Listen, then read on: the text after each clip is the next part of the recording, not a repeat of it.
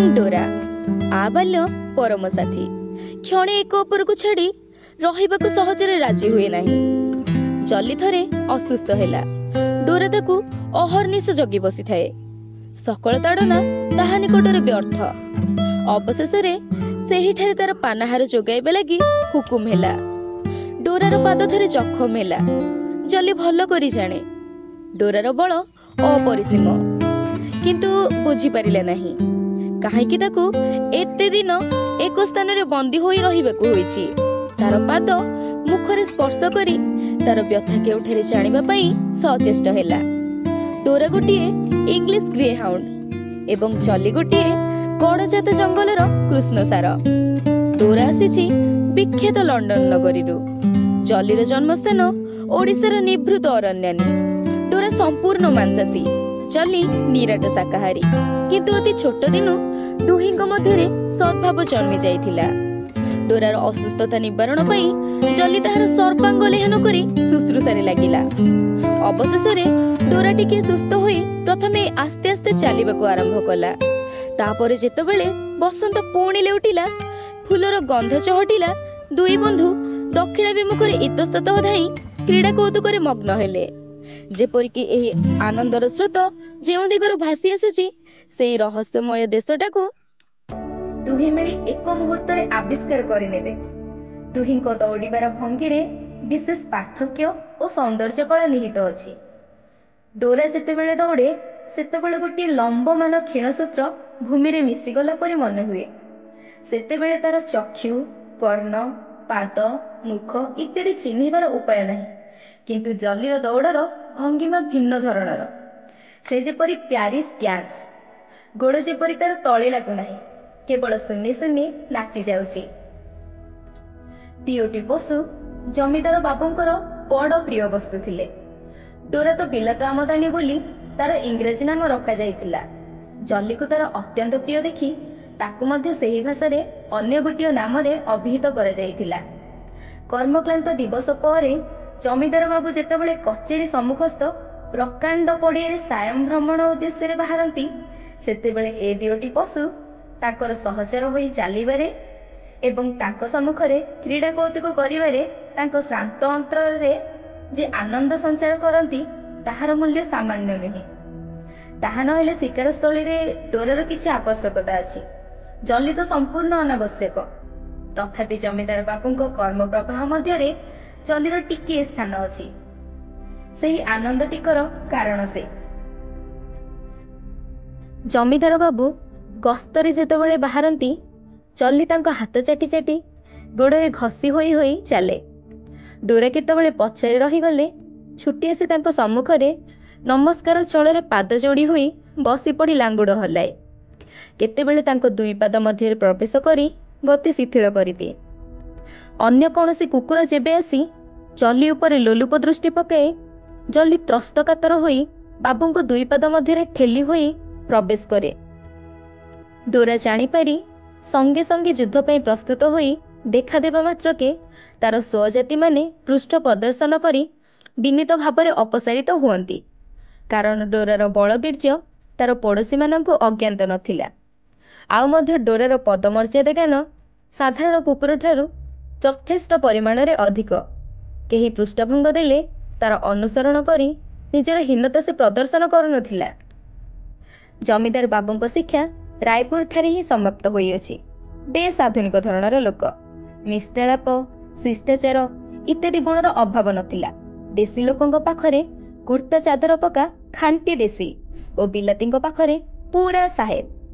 ଅବସର ସମୟରେ ବଡ଼ ବଡ଼ ସାହେବ ସବୁ ଶିକାର ଉଦ୍ଦେଶ୍ୟରେ ଜମିଦାର ଭବନରେ ଆତିଥ୍ୟ ଗ୍ରହଣ କରିଥାନ୍ତି। ସେମାନଙ୍କ ଉଦ୍ଦେଶ୍ୟରେ ମଧ୍ୟ ବେଶ ଆୟୋଜନରେ ଅତିଥିଶାଳା ନିର୍ମାଣ କରାଯାଇଛି। କେବଳ ଜଲି ଓ ଡୋରା ତାଙ୍କର ପୋଷା ନଥିଲେ। ଏ ବାଦ କେତେ ଜାତିର ପକ୍ଷୀ, ମର୍କଟ, ଭଲ୍ଲୁକ, ମତ୍ସ୍ୟ ଇତ୍ୟାଦି ଜୀବ ଜମିଦାର ବାବୁଙ୍କ ଅନ୍ନରେ ପ୍ରତିପୋଷିତ ହେଉଥିଲେ। କହିବାକୁ ଗଲେ ଜମିଦାର ଭବନରେ ଗୋଟିଏ ଛୋଟ ଧରଣର ଚିଡ଼ିଆଖାନା ଥିଲା। କିନ୍ତୁ ଡୋରା ଓ ଜଲି ତାଙ୍କର ପାର୍ଶ୍ୱଚର। ବିଶେଷତଃ ତାଙ୍କର ଅତି ସ୍ନେହର ଏକମାତ୍ର କନ୍ୟାଟି ଜଲି ଡୋରାର ଅନ୍ୟତମ ସଙ୍ଗୀ ଥିଲା। ତାର ଅଧିକାଂଶ ସମୟ ସେ ଏହି ଦୁହିଁଙ୍କୁ ନେଇ କଟାଇଥାଏ। ବଗିଚାରେ ଧାଇର ତତ୍ତ୍ୱାବଧାନରେ ସେ ଯେତେବେଳେ କଅଁଳ ଘାସ ଛିଣ୍ଡାଏ, ଜଲି ଜାଣିପାରି ତା ମୁହଁ ପାଖରେ ନିଜ ମୁହଁଟି ନେଇ ରଖେ। ଡୋରା ଦୌଡ଼ି ଆସି ତାର ଏଇ ଛୋଟ ଖାମିଦାଣୀ ପାଖରେ କେତେ ଗେଲ କୌତୁକର ଅଭିନୟ କରେ। ଖାମିଦାଣୀ, ତୁ କାଇବୁ ତୁ କାଇବୁ କହି ତା ମୁହଁରେ ଘାସ ଗୁଞ୍ଜି ଦିଅନ୍ତି। ସେ ଅମାନ୍ୟ ନ କରି ମୁଖରେ ତାହା ଧରି ଶୋଇବା ବାଧ୍ୟତା ଜ୍ଞାପନ କରେ। ବାରନ୍ଦା ଇଜି ଚେୟାରରେ ବସି ଏସବୁ ନିରୀକ୍ଷଣ କରି ବାବୁଙ୍କ ଚିତ୍ତ ଉତ୍ଫୁଲ୍ଲ ହୋଇ ଉଠେ। ଜମିଦାର ବାବୁ ସାହେବମାନଙ୍କ ସହିତ ଯେତେ ମିଳାମିଶା କରନ୍ତୁ, ଦେଶୀ ଲୋକମାନଙ୍କ ପ୍ରତି ଯେ ତାଙ୍କର ଅବଜ୍ଞା ଅଥବା ଘୃଣା ଥିଲା, ଏହା ବୋଲାଯାଇ ନପାରେ। ଦେଶର କୌଣସି ପଦସ୍ଥ ବ୍ୟକ୍ତି ତାଙ୍କର ଦ୍ୱାରସ୍ଥ ହେଲେ ତାଙ୍କର ସମ୍ମାନ ଓ ଅଭ୍ୟର୍ଥନାରେ କୌଣସି ତ୍ରୁଟି ହେଉନଥିଲା। ପ୍ରଜାମାନଙ୍କ ମଧ୍ୟରେ ମଧ୍ୟ ଶିକ୍ଷିତ ସମ୍ଭ୍ରାନ୍ତ ବ୍ୟକ୍ତିମାନଙ୍କ ପ୍ରତି ଯଥାଯୋଗ୍ୟ ସମ୍ମାନ ଦେଖାଯାଉଥିଲା। ତଥାପି ଲୋକମତ ତାଙ୍କ ରୀତିଗତିର ଅନୁକୂଳରେ ନଥିଲା। ବୁଢ଼ା ବୁଢ଼ା ଲୋକେ ତାଙ୍କୁ ଭ୍ରଷ୍ଟ ବିଧର୍ମଚାରୀ କହୁଥିଲେ, ଆଉ କେହି କେହି ବହୁ ବ୍ୟବସାୟୀ ପ୍ରଜାପୀଡ଼କ କହୁଥିଲେ। ଦେଶ ଚକ୍ଷୁରେ ତାଙ୍କର ପ୍ରଧାନ ଦୋଷ, ସେ ବିଦେଶୀମାନଙ୍କ ସହିତ ମିଶିଲେ ଏବଂ ସେହିମାନଙ୍କ ଆଚାର ଗ୍ରହଣ କଲେ। ଯଥାର୍ଥରେ ଆହାର ପରିଚ୍ଛଦରେ ବିଜାତୀୟ ଭାବ ଅନେକ ପରିମାଣରେ ଲକ୍ଷିତ ହେଉଥିଲା। ସେସବୁର ଯେତିକି ସଂଯମ ଆବଶ୍ୟକ ସେ ତାର ସମ୍ପୂର୍ଣ୍ଣ ଅବହେଳା କରୁଥିଲେ। ଏଥର ଶୀତ ଛୁଟିରେ ପୋଲିସ ବିଭାଗର ଡିଆଇଜି ସାହେବ ଶିକାର ଉଦ୍ଦେଶ୍ୟରେ ଜମିଦାର ଭବନରେ ଆତିଥ୍ୟ ଗ୍ରହଣ କରିବେ ବୋଲି ଲେଖି ପଠାଇଛନ୍ତି। ତାଙ୍କ ସହିତ ତାଙ୍କ ସ୍ତ୍ରୀ, ପୁତ୍ର ଓ କନ୍ୟା ଆସିବେ। ଡିଆଇଜି ସାହେବଙ୍କ ସହିତ ଜମିଦାର ବାବୁଙ୍କର ବନ୍ଧୁତା ବହୁତ ଦିନର। ଏଥର ପୁଣି ସାଙ୍ଗରେ ସ୍ତ୍ରୀ କନ୍ୟା ଆସୁଛନ୍ତି।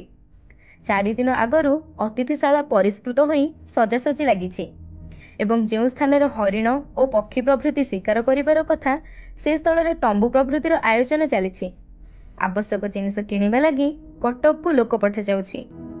ଚାକର, ବେଠିଆ ଓ ଅମଲା ପ୍ରଭୃତି ବ୍ୟତିବ୍ୟସ୍ତ ହୋଇ ଲାଗି ପଡ଼ିଛନ୍ତି। ସବୁଥର ପରି ଏଥର କାହାରିକୁ ମରିବାକୁ ତର ନାହିଁ। ସବୁଥର ପରି ଏଥର ମଧ୍ୟ ଜମିଦାର ବାବୁଙ୍କ ପଶ୍ଚାତରେ ଗାଳି ବର୍ଷଣ କରୁଛନ୍ତି। ସାହେବଙ୍କ ଆସିବା ସମୟକୁ ତାଙ୍କୁ ବାଟରୁ ଶଙ୍ଖୁଳି ଆଣିବା ଲାଗି ଜମିଦାର ବାବୁ ଖଣ୍ଡେ ଦୂର ମଟରରେ ଗଲେ। ନିର୍ଦ୍ଦିଷ୍ଟ ସମୟରେ ସାହେବ ପହଞ୍ଚିଲେ। ତାଙ୍କର ସ୍ତ୍ରୀ କନ୍ୟାମାନଙ୍କ ସହିତ ଯୋଗ ଦେଇ ଜମିଦାର ବାବୁଙ୍କର ମନପ୍ରାଣ ଆପ୍ଲୁତ ହୋଇ ଉଠିଲା। ଜମିଦାର ଭବନରେ ମହାଚାଞ୍ଚଲ୍ୟ। କାହାରି ଦଣ୍ଡେ ସ୍ଥିର ହୋଇ ରହିବାର ସମୟ ନାହିଁ। ସମସ୍ତେ ଦୌଡ଼ ଧାପଡ଼ କରୁଛନ୍ତି।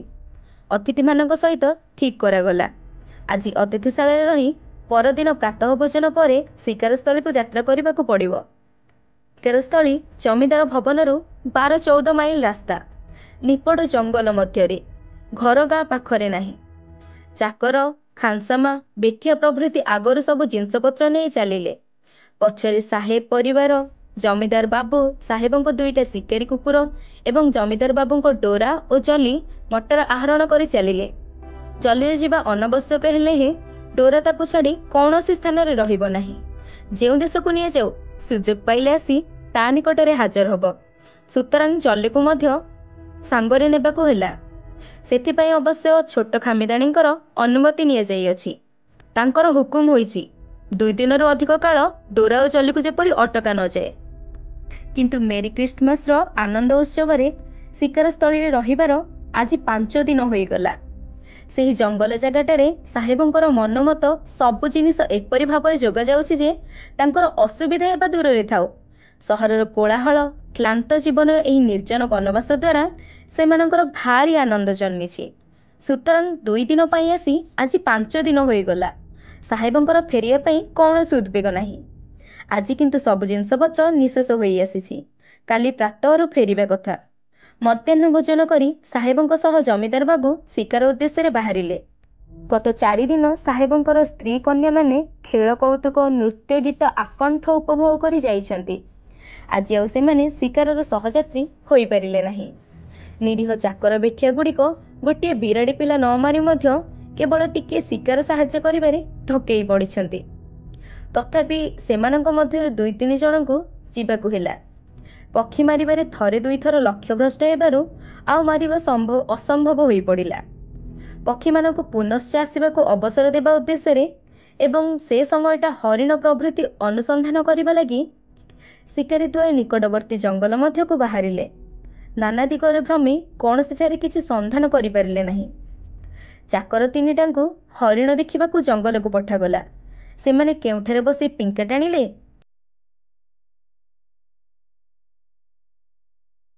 କି ଗୁଣ୍ଡିପତ୍ର ମକଚି ଖୁସି ଗପ କଲେ ତାହା ଦେଖିବାର ତ ଉପାୟ ନାହିଁ। ଶିକାରୀ ଦୁଇଜଣ ନିଃଶବ୍ଦ ପଦକ୍ଷେପରେ ଏ ଜଙ୍ଗଲ ସେ ଜଙ୍ଗଲ ଖୋଜିବାକୁ ଲାଗିଲେ। ତମ୍ବୁ ନିକଟରେ 3-4 ମାଇଲ ଦୂରରେ ଯାଇ ପଡ଼ିଛନ୍ତି ବୋଲି କାହାର ଭ୍ରୂକ୍ଷେପ ନାହିଁ। ସେତେବେଳକୁ ବେଳ ରତ ହୋଇ ଆସୁଛି।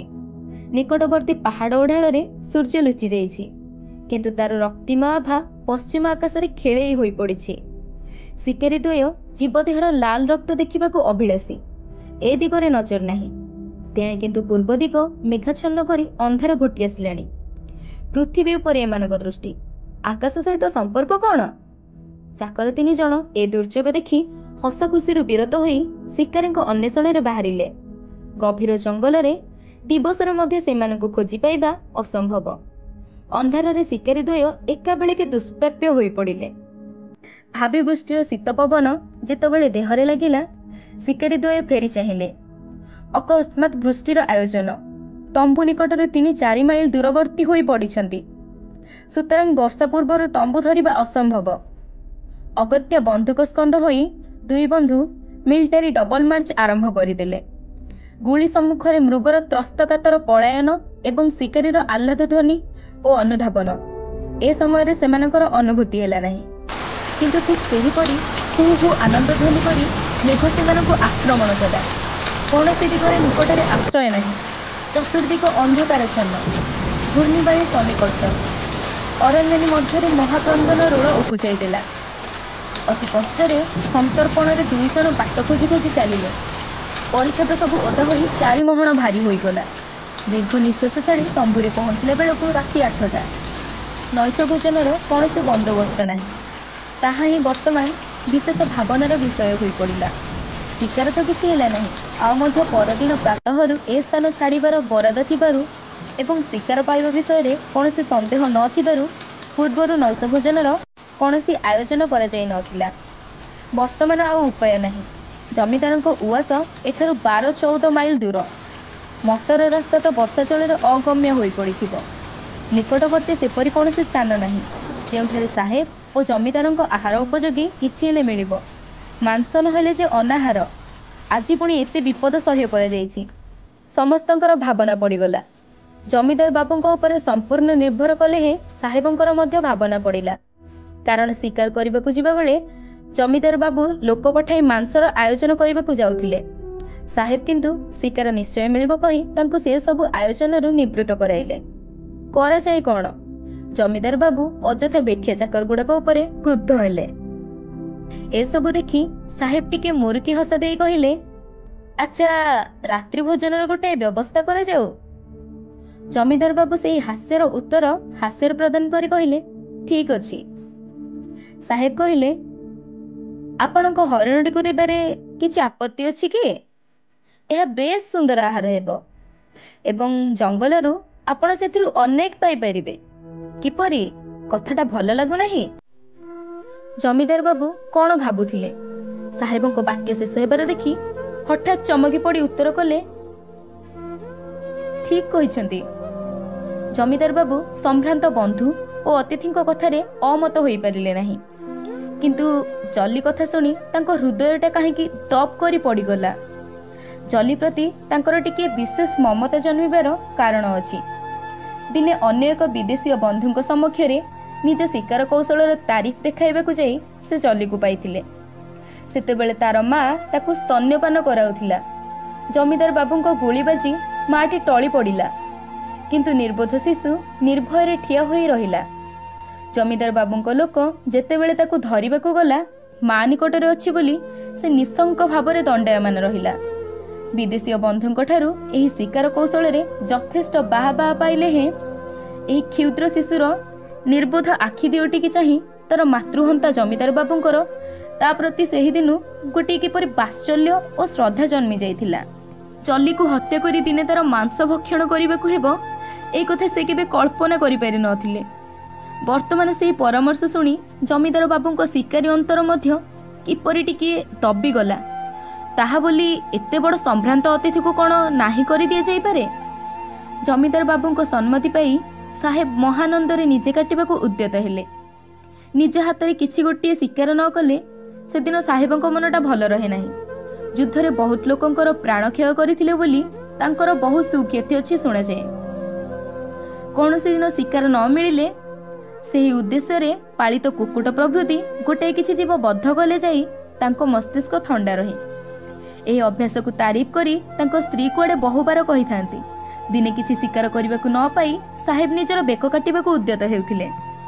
जली ओ डोरा एक अपरर कोଳରେ मुह गुंजी देई महानंदरे निद्रा जाइछंती।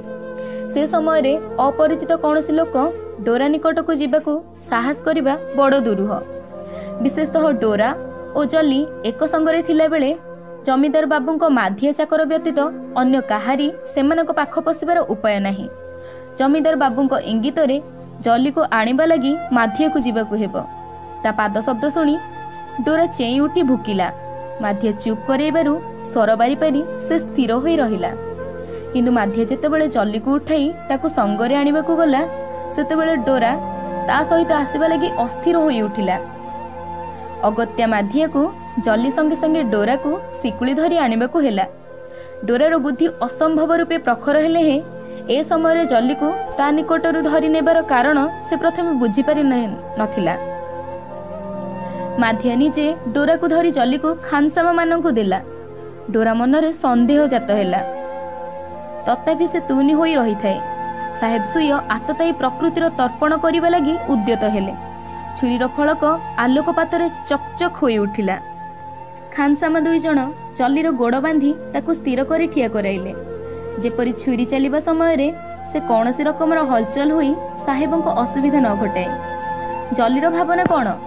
से तार जीवनर प्रभु जमीदार बाबू एवं सकल दुख विपदर आबाल्य परम बंधु डोरा को देखि निर्भीक भावे ठिया होइथाए एवं थरे तार सुख दुखर साथी डोरा एवं तार अशैशव विश्वासी प्रभुंक प्रति दृष्टि पकाउथाए। जमीदार बाबू बंधुंक पत्नी और कन्याक निकटरे खुशी गल्परे निमग्न थांती। तथापि तांको भितर किए कहि देउथाए जली प्रति टिके दृष्टि पकाइबाकू।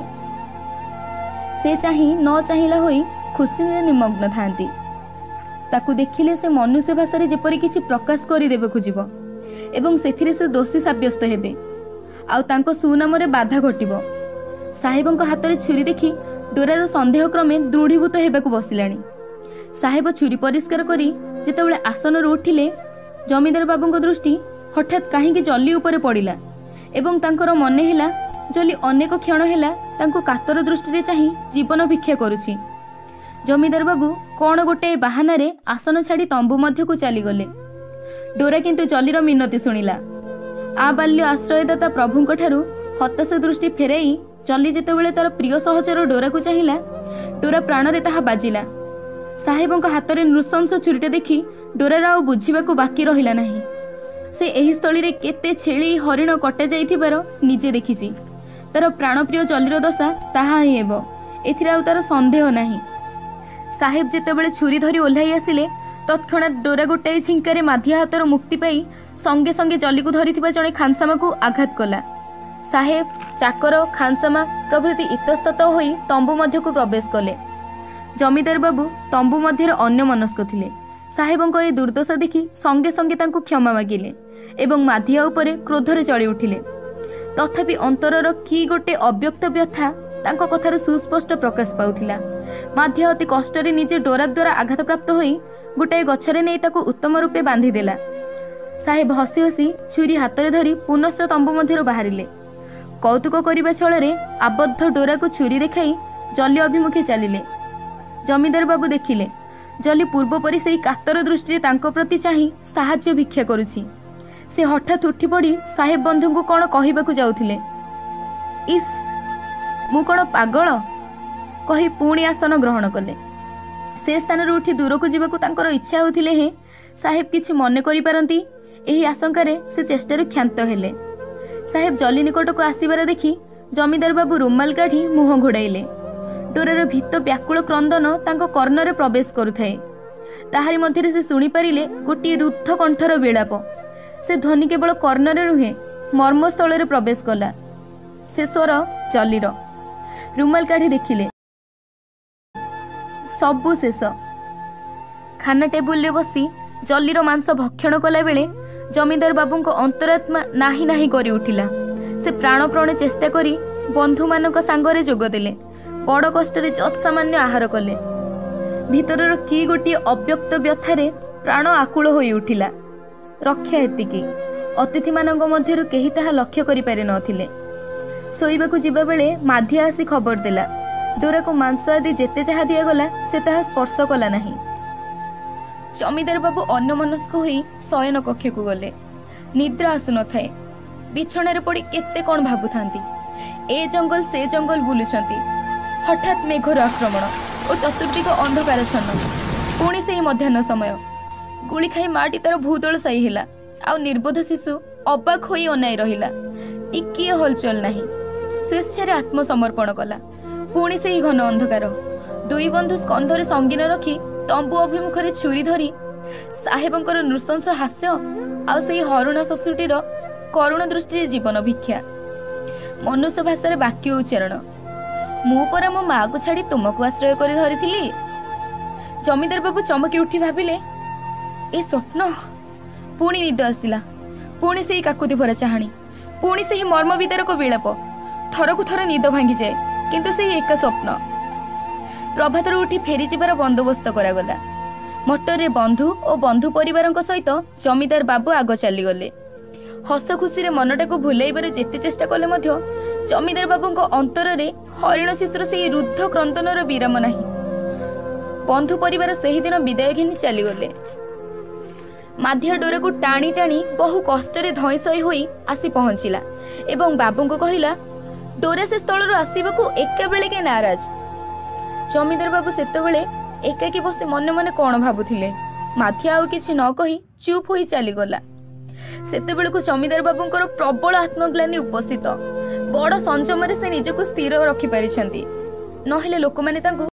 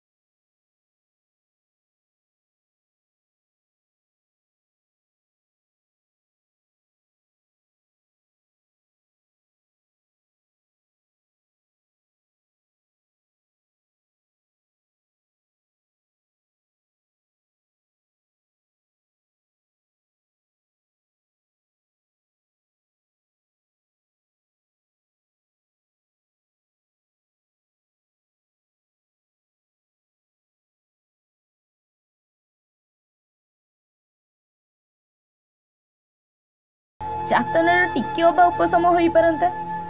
एही समय पछर की डाकिला चली काई। जमीदार बाबू फेरी चाही देखिले तांकर सेही 4 वर्षर शिशु कन्याटी। से उत्तर देबाकू किछि न पाई तत्क्षणात उठी जाई कन्या को निजर उत्तप्त वक्षरे चापी धरी कहिले अछि मां अछि। सेही कथार कर्णपात न करी मुह फुलाई आखि छळ छळ करी से कहिला मिछ कथा। माधिया कहिला से साहेब ताकू मारिची मु से साहेब को मारिबी। कन्यार राग और अभिमान को देखी जमीदार बाबू चक्षुरु लोतक बर्षिबाकू लागिला। से ताहा कन्या निकटर लुचाइबाकू जाई धाई हाथ कन्या को दे चलीगले एवं हृदय आवेग असह्य होइबारु बिछणारे पड़ी शिशु परी भो भो कांदिबाकू लागिले। किंतु कन्यार सेही प्रश्न जल्ली काई तांकर बारंबार मने पड़िला। से निजको सेही प्रश्न करी सुय अंग प्रत्यंग को चाहिए। हरिण शावकर प्रत्येक खंडभुक्त मांसर क्रंदन तांकर प्रत्येक लोमकूपर फुटी बाहर से शुणिले। तांकर प्रत्येक शिरा रे एक क्रंदन बिजुली गति चमकीबाकू लागिला।